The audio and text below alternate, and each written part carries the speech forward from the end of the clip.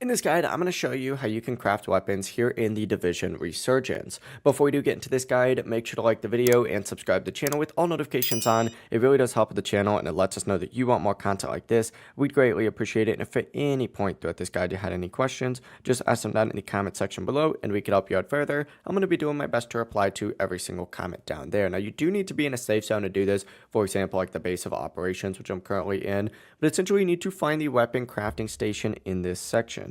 You can open up the map, and if you go to the map itself and zoom in, you'll actually be able to find this a lot easier. For example, over here is an ammo crate. You got a stash right next to it. Of course, we have the equipment improvement station and the shop as well. But make your way over to the weapon crafting station, interact with it, browse the list of weapons and select whatever one you want, and then you could check the required materials for it and craft it in this exact section. That really is the entire process. If you guys did have any questions, just ask them down in the comment section below and we can help you out further. I'm going to be doing my best to reply to every single comment down there. Before we do leave this guide, make sure to like the video and subscribe to the channel with all notifications on. It really does help us out. Let us know that you want more content. Have a great rest of your day though.